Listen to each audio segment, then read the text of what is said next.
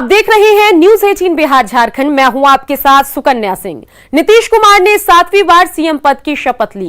राजभवन में राज्यपाल फागू चौहान ने उन्हें शपथ दिलाई। नीतीश कुमार के बाद बीजेपी के तारकिशोर प्रसाद और रेणु देवी को शपथ दिलाई गई। फिलहाल बीजेपी कोटे से 7 और जेडीयू कोटे से 5 मंत्री बनाए गए हैं। इसके अलावा हम और वीआईपी कोटे से एक मंत्री बनाए गए हैं। मंत्री पद की शपथ लेने के बाद बीजेपी नेता अमरेंद्र प्रताप ने जनता और पार्टी का धन्यवाद किया और कहा कि सरकार के काम को आगे बढ़ाना प्राथमिकता होगी। अमरेंद्र प्रताप से बात की हमारे संवाददाता साकेत कुमार ने। अमरेंद्र प्रताप सिंह को बीजेपी ने अपने कोटे से इस बार मंत्रिमंडल में शामिल किया है। अमरेंद्र जी, आपको मंत्रिमंडल में शामिल किया गया है, क्या कुछ प्राथमिकताएं होंगी आपकी इस बार? प्राथमिकता तो जाहिर है, सारी दुनिया जानती है, देश जानता है। आत्मनिर्भर भारत, उसमें आत्मनिर्भर बिहार हमारी प्राथमिकता होगी। आत्मनिर्भर बिहार, और उसमें हमारा जो निर्वाचन क्षेत्र है, विधानसभा क्षेत्र है, उससे लेकर के और पूरे राज्य में कैसे आत्मनिर्भर हो और सभी क्षेत्रों में, तो उसमें हम काम करेंगे और उससे संबंधित हमारी प्राथमिकता है। पार्टी के वरिष्ठ नेता हैं आप, कई बार आपका नाम आया, अंतिम में आपको आज इस बार मौका दिया गया पार्टी की तरफ से, इसके लिए आप पार्टी को धन्यवाद देंगे? पार्टी के लिए तो तन मन जीवन सब अर्पित है।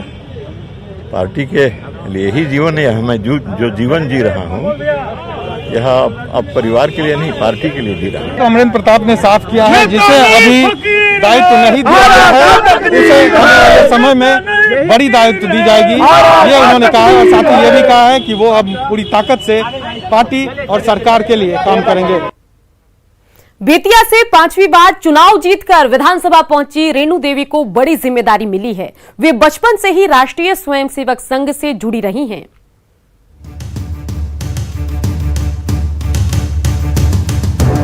62 साल की रेणु देवी बीजेपी में किसी परिचय की मोहताज नहीं है।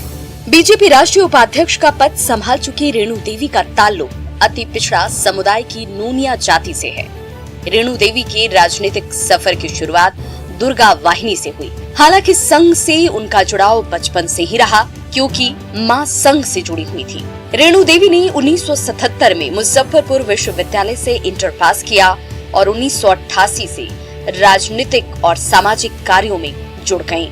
साल 2000 में पहली बार विधायक बनी रेणु देवी ने 2005 में भी शानदार जीत दर्ज की और 2007 में बिहार की कला संस्कृति मंत्री का पदभार संभाल लिया।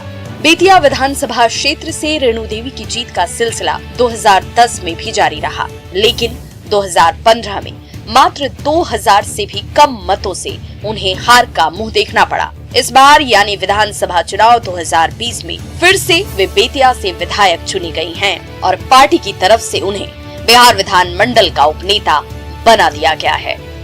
Bureau report, news 18।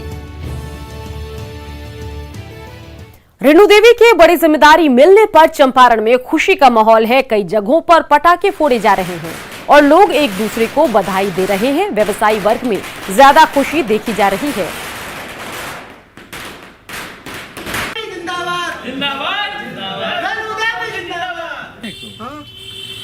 आप भी खिला दीजिए।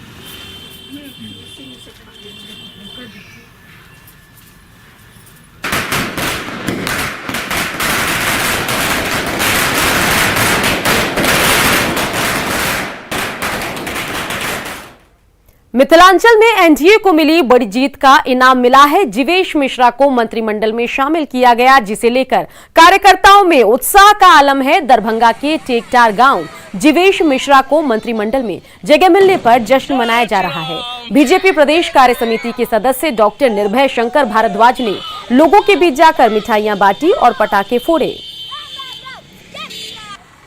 मिथिलांचल क्षेत्र से, खासकर इस दरभंगा से जीवेश कुमार जी को मंत्रिमंडल में शामिल कर हम लोगों को जो सम्मान देने का काम पार्टी ने किया है, शीर्ष नेतृत्व ने किया है, इसकी हम भूरी भूरी प्रशंसा करते हैं। जीवेश कुमार मिट्टी का लाल, इस घर का बेटा, किसी का भतीजा, किसी का भाई, किसी का चाचा, उस आदमी को आज मंत्रिमंडल में जगह देने से आम लोगों में एक उत्साह है और हम लोग जैसे मान रहे हैं कि हमारे घर के बेटे को उचित स्थान मिला है। मंत्री पद की शपथ लेने के बाद विजय चौधरी ने कहा कि सरकार और मजबूती से काम करेगी। बिहार में पहली बार 2 डिप्टी सीएम पर विजय चौधरी ने कहा कि इससे सरकार को और मजबूती मिलेगी। मुख्यमंत्री महोदय ने कह दिया कि हम लोगों ने जो पिछले 15 साल में विकास के काम किए हैं उसको और तेज गति से चलाएंगे, यही मुख्य एजेंडा है। 2 डिप्टी सीएम सर, बिहार में पहली बार 2 डिप्टी सीएम। तो क्या दिक्कत, काम में कोई दिक्कत तो है नहीं। काम में और तेजी है। मोदी जी अच्छे लीडर हैं और मोदी जी तो बीजेपी के सीनियर लीडर हैं ही। चलिए इस वक्त की बड़ी खबर आपको बताते हैं। बड़ी खबर आपके टेलीविजन स्क्रीन पर, बीजेपी नेताओं का मंथन चल रहा है। पटना में बीजेपी नेताओं का मंथन चल रहा है। शपथ ग्रहण के बाद मंथन का दौर चल रहा है। अमित शाह, जेपी नड्डा मौजूद हैं, साथ ही भूपेंद्र यादव, नित्यानंद राय भी इस मंथन में मौजूद हैं और अभी तक नहीं हुआ है विभागों का बंटवारा। पटना से संवाददाता साकेत कुमार भी आगे चलकर हमारे साथ जुड़ेंगे और चलिए सीधा रुख करते हैं संवाददाता साकेत का। साकेत, ये जरा बताइए कि बीजेपी नेताओं का मंथन तो चल रहा है, आखिर किन मुद्दे पर बातचीत हो रही है और साथ ही ये बताइए कि विभागों के बंटवारे को लेकर भी क्या यहां पर चर्चा चल रही है?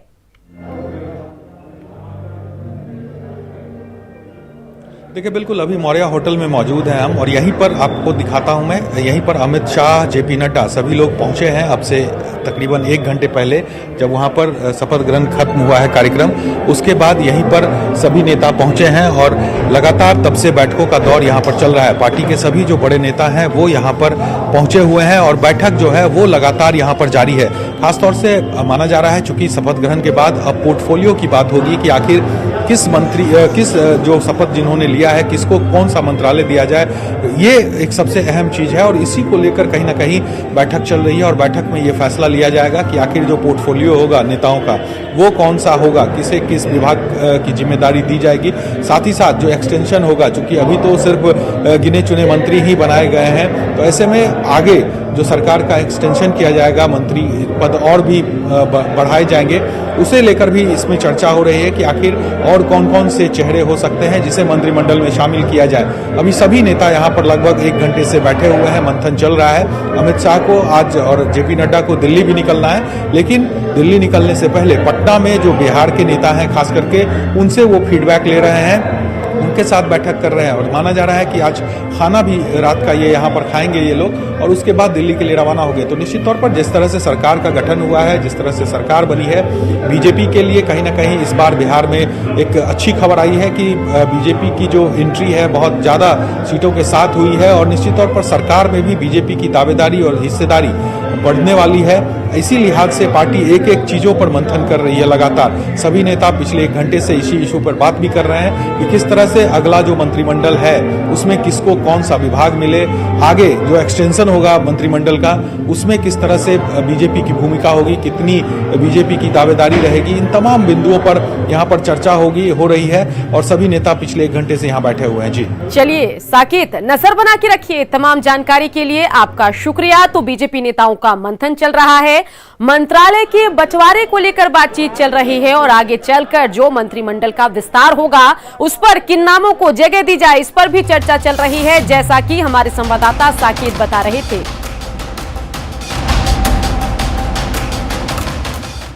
बीजेपी के कोटे से मंत्री बने रामसूरत राय ने शपथ लेने के बाद अपने क्षेत्र की जनता का धन्यवाद किया। साथ ही कहा कि सरकार के काम को और गति देना हमारी प्राथमिकता होगी। प्रथम प्राथमिकता पूरे बिहार में बचे हुए काम को पूरा करना, विकास के काम की गति को तेज करना, यही हमारा प्राथमिकता है। और साथ साथ औराई की जनता के लिए बहुत बहुत आभार और धन्यवाद। और औराई के क्षेत्र के लिए सबसे पहला काम भवानगमा का पुल बनना और जजुआर का हॉस्पिटल, उसके बाद बचे हुए पुल पुलिया का निर्माण करना, ये हमारी प्राथमिकता रहेगी। बड़े चेहरों को इस बार जगह नहीं दी गई, आप लोगों को सीधे मौका दिया गया। निश्चित रूप से सभी लोग बड़े चेहरे हैं, सभी लोग छोटे चेहरे हैं, सभी लोग कार्यकर्ता हैं। पार्टी का निर्णय सर्वमान्य होता है, सभी लोग पार्टी के लिए काम करते हैं, समाज के लिए काम करते हैं। उम्मीद थी इस बार की मंत्रिमंडल में जगह दी जाएगी पार्टी की तरफ से? किनको उम्मीद की जा रही थी? आपको, आप लोग उम्मीद में थे कि पार्टी इस बार मौका देगी? ऐसा कोई उम्मीद नहीं था। पार्टी ने एकाएक मुझे फ़ोन किया और मुझे बुलाया और अब मुझे इस लायक समझा। इसके लिए पार्टी नेतृत्वकर्ता को मैं आभार प्रकट करता हूं और औराई की जनता को बहुत बहुत आभार प्रकट करता हूं कि पूरे बिहार में एनडीए में सर्वाधिक मतों से जिताने के लिए मैं उनको आभार प्रकट कर रहा हूं। यही देन है कि हमारे प्रदेश नेतृत्व और राष्ट्रीय नेतृत्व ने मंत्री बनाने का काम किया। नीतीश कैबिनेट में विजय कुमार चौधरी को फिर से मौका मिला है। पिछले विधानसभा के अध्यक्ष रह चुके विजय चौधरी नीतीश कुमार के बेहद खास माने जाते हैं। विजय कुमार चौधरी समस्तीपुर के सरायरंजन विधानसभा सीट से मौजूदा जेडीयू विधायक हैं। वे पहले भी नीतीश सरकार में शामिल रह चुके हैं। 2015 में विजय चौधरी बिहार विधानसभा के अध्यक्ष बनाए गए थे। विजय को नीतीश कुमार का बेहद करीबी माना जाता है, तभी तो विजय चौधरी जेडीयू कोर टीम के सदस्य भी हैं। समस्तीपुर के दलसिंह सराय में जन्मे विजय कुमार चौधरी इतिहास विषय में एमए हैं। राजनीति में आने से पहले वे भारतीय स्टेट बैंक के प्रोबेशनरी ऑफिसर की नौकरी करते थे। 1985 और 1990 में विजय चौधरी दलसिंह सराय सीट से कांग्रेस उम्मीदवार के तौर पर विधानसभा का चुनाव जीते। साल 2000 से 2005 तक विजय चौधरी बिहार प्रदेश कांग्रेस कमेटी के जनरल सेक्रेटरी भी रहे। 2005 में विजय ने कांग्रेस छोड़ जेडीयू ज्वाइन किया। फरवरी 2010 में विजय चौधरी जेडीयू के प्रदेश अध्यक्ष भी बनाए गए थे। Bureau report, news 18। कांग्रेस से राजनीति शुरू करने वाले अशोक चौधरी आज न सिर्फ मुख्यमंत्री नीतीश कुमार के विश्वस्तों में एक हैं, बल्कि जेडीयू के प्रमुख दलित चेहरों में भी शुमार हो चुके हैं। अशोक चौधरी ने मंत्री पद की शपथ ली। बिहार के चर्चित दलित नेता अशोक चौधरी को राजनीति विरासत में मिली। पिता स्वर्गीय महावीर चौधरी की तरह उन्होंने भी कांग्रेस से ही सियासत की शुरुआत की। साल 2000 में पहली बार बरबीघा से विधायक बने और राबड़ी सरकार में राज्य मंत्री बनने का मौका मिला। संगठन बनाने में महारत को देखते हुए उन्हें साल 2013 में बिहार प्रदेश कांग्रेस की कमान सौंपी गई। इसके साथ ही वो बिहार में कांग्रेस को उसकी खोई हुई जमीन वापस दिलाने में भिड़ गए। 2015 में चौधरी के नेतृत्व में कांग्रेस ने महागठबंधन के साथ मिलकर चुनाव लड़ा। 3 दशक से एक अंक में अटकी कांग्रेस ने इस साल न सिर्फ बेहतरीन प्रदर्शन किया, बल्कि पार्टी के 27 विधायकों ने विजय भी हासिल की। इसका इनाम इन्हें नीतीश सरकार में मंत्री पद के रूप में मिला। इस दौरान नीतीश कुमार से उनकी नजदीकियां बढ़ती गई। तभी तो जब 2018 में कांग्रेस से उनके संबंध बिगड़े तो वे जेडीयू में शामिल हो गए। नीतीश ने भी उन्हें न सिर्फ मंत्री की कुर्सी से नवाजा, बल्कि जेडीयू के कार्यकारी अध्यक्ष की कुर्सी भी सौंप दी। Bureau report, news 18। नीतीश मंत्रिमंडल में शामिल होने वाले मंत्रियों में सबसे अनुभवी चेहरे के तौर पर बिजेंद्र प्रसाद यादव शामिल हैं। 7वीं बार विधायक बने बिजेंद्र प्रसाद यादव की पहचान नीतीश के करीबियों में होती है। सन ऑफ मल्ला, जी हां, बिहार के लोग उन्हें इसी नाम से जानते हैं। बात विकासशील इंसान पार्टी के अध्यक्ष मुकेश सहनी की हो रही है, जिनका राजनीतिक इतिहास बहुत लंबा नहीं है, लेकिन जिंदगी किसी फिल्मी कहानी की तरह है। बॉलीवुड फिल्मों के सेट डिजाइनर और खुद को सन ऑफ मल्लाह कहने वाले मुकेश सहनी अब बिहार की राजनीति का जाना माना नाम है। मुकेश सहनी का राजनीतिक इतिहास भले ही मात्र 7 साल पुराना हो, उनकी जिंदगी बॉलीवुड के किसी हिट फिल्म की कहानी से कम नहीं। दरभंगा के सुपौल बाजार के रहने वाले मुकेश सहनी 19 साल की उम्र में घर से भागकर मुंबई चले गए। मुकेश सहनी ने मुंबई में पहले सेल्समैन की नौकरी की और फिर फिल्मों के सेट बनाने लगे। देवदास फिल्म से मुकेश सहनी को पहचान मिली और बॉलीवुड की वजह से पैसा और शोहरत। बिहार के लोगों ने मुकेश सहनी को तब जाना जब 2013 में सन ऑफ मल्लाह के नाम से उनका बड़ा बड़ा इश्तिहार अखबारों में छपा। साल 2014 में मुकेश सहनी ने बीजेपी के लिए प्रचार किया, फिर 2015 में नीतीश कुमार के लिए। 2018 में मुकेश सहनी ने खुद की पार्टी बना ली और नाम दिया विकासशील इंसान पार्टी। मुकेश सहनी ने 2019 में लोकसभा चुनाव महागठबंधन के झंडे तले लड़ा और 2020 में बिहार विधानसभा का चुनाव एनडीए के साथ, लेकिन दोनों चुनाव में उन्हें हार का मुंह देखना पड़ा। हार के बाद भी मुकेश सहनी बिहार की राजनीति के हॉट केक बने हुए हैं।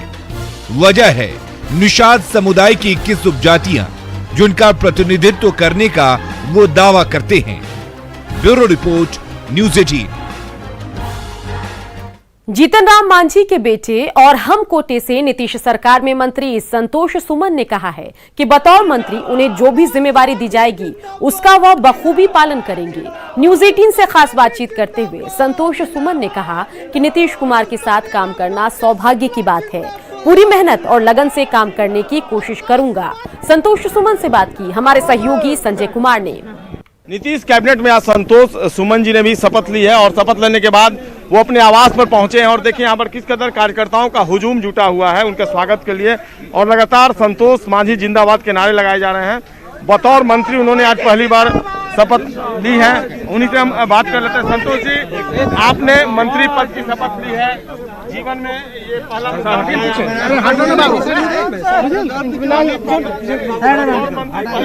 क्या है आप?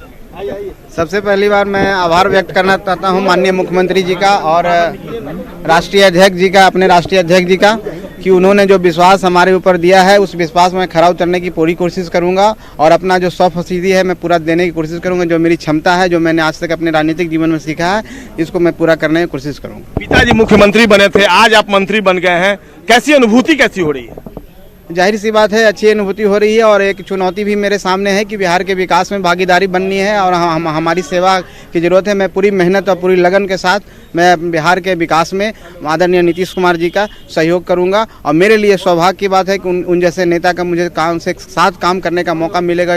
अनुभवी आदमी है और बिहार के विकास में उन्होंने बिहार को बहुत आगे बढ़ाया, उनके साथ काम करने का मुझे मौका मिलेगा तो अनुभव मिलेगा और ये मेरे जीवन के लिए बहुत ही लाभदायक होगा। सवाल, आप जिस सरकार में है उस सरकार को अमूमन सुशासन की सरकार के नाम से जाना जाता है, एक चुनौती होगी आपके लिए काम करना? देखिए, नीतीश जी के साथ काम करने में कोई चुनौती नहीं है, लेकिन हर कार्य को कोई छोटा नहीं किया जाता, चुनौती रहती है और चुनौती से आगे बढ़ना ही इंसान का कर्तव्य होता है। जो सफल व्यक्ति होता है चुनौतियों का सामना करके आगे बढ़ता है। पिताजी से आगे बढ़ेंगे? देखिए, ये तुलना की बात नहीं है, मैं पूरी कोशिश करूंगा कि वो तो प्रोडक्ट हैं भाई, बचपन से गरीबी देखा है और गरीबी से नई उपज है उनकी, लेकिन मैं कोशिश करूंगा कि मैं भी अपनी पूरी मेहनत से उनके नाम रोशन कर सकूं। बिल्कुल, बहुत बहुत धन्यवाद बात करके न्यूज 18 से संतोष कुमार सुमन। दो टूक शब्दों में उन्होंने कहा कि निश्चित तौर पर कोई भी काम चुनौती भरा होता है और उन्हें जो रिस्पॉन्सिबिलिटी दी गई है उसका वो बखूबी निर्वहन करेंगे और निश्चित तौर पर जो सुशासन की सरकार है और जो दायित्व मुख्यमंत्री ने सोच कर दिया है उस पर वो खरा उतरने की पूरी कोशिश उनकी तरफ से होगी। कैमरा पर्सन मनोज के साथ संजय कुमार, न्यूज 18 पटना।